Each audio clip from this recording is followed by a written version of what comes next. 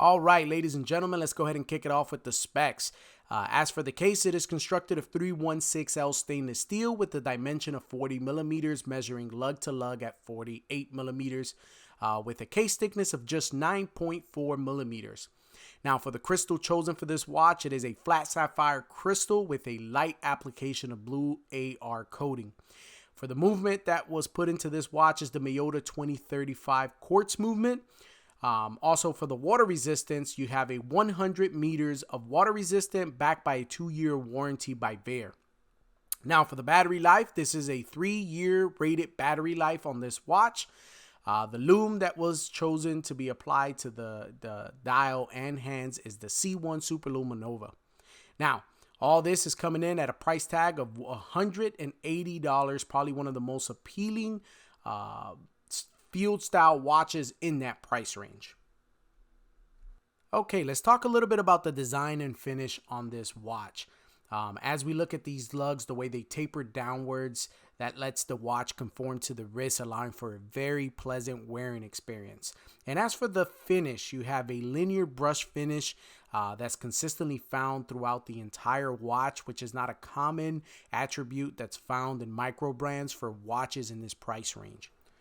Okay, for the crystal on this watch, Vaer decided to go with a flat sapphire crystal with a light application of blue AR coating.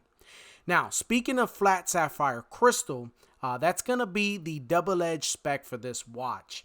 On one hand, you have the welcome durability of sapphire, and on the other hand, it leaves a lot to be desired on the visual appeal of this watch. With that said, I would have loved to have seen a box sapphire crystal, which would have given this watch a little more character on the wrist and also given it a more premium visual appeal. Alright, turning this watch over here, you can see the Vaer logo with some of the specs etched right into the back of the screw down back. The brush finish is pretty consistent even on the back side of the watch, which is a part of the watch we don't truly get to admire that often. So hats off to Vaer for staying consistent and really offering a really good product here. Again, you can see how well executed this case finish is. You can see that beautiful chamfered edge on the bottom, and then at the top where the case meets that bezel. I gotta say, overall, this is a very well executed watch on Vaer's part. Here we're going to take a close look at this watch on the wrist. You can see how subdued this watch is. It sits very, very nice on the wrist. It's an extremely comfortable watch. Probably one of the most comfortablest watch I've ever had on my wrist. And I mean, it will slide under any cuff.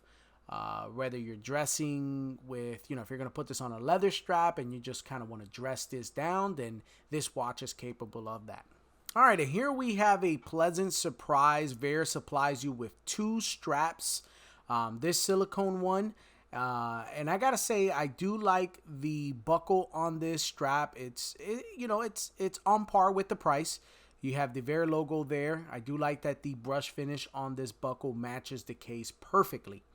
Now, there are some shortcomings here when you get to the spring bar section. So the channel that Vaer or the channel that was put into that spring bar, I don't know what you would call it, but it's like a pocket. If you look there, the spring bar dances around, and it makes it very hard to actuate those spring bars and take off and put on these straps. Now, for the canvas, you have a 2-piece canvas strap that's provided with this watch. This is very well done.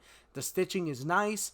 The material seems premium. It has some very nice flex to it.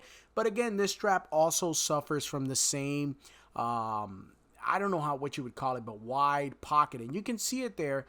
And this is not something that Vaer, this is a very simple fix. And hopefully in their newer straps, this is something that they can address.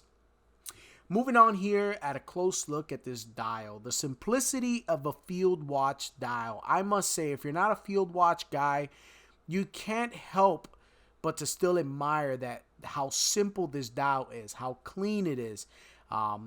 It's not overdone. You just have the simple Vaer logo at the top with 100 or 10 atmospheres of water resistant, which is essentially equates to 100 meters of water resistant. And let me tell you, again, Vaer offers you a 2-year warranty with that.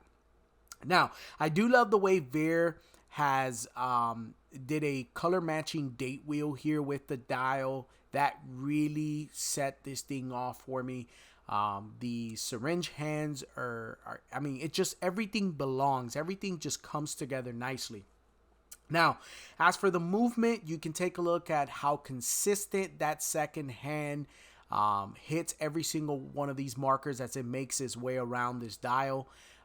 Very little to no bounce whatsoever, which is very common with low-end quartz movements. But with this Miyota movement, you can see that that's not an issue. And yeah, so here, giving you a loom shot of that C1 Luminova. I gotta say, the camera did make this seem a little better, and I just want you guys to know, all I did was brighten this image up a bit because it was kind of hard to make out the footage. But I can assure you it's not as good as it looks on camera.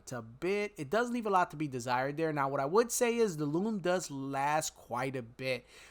So even 40 minutes after the loom has been charged, you can kind of still make out the numerals. So that's a plus. All right, guys, that sums up my review of this watch. If you haven't already looked at Vaer as a contender for a addition to your collection, I must say, from my point of view, this is a must add to the collection. I've enjoyed my time with this watch, and definitely has my support going forward. You'll see more of Vaer on this channel.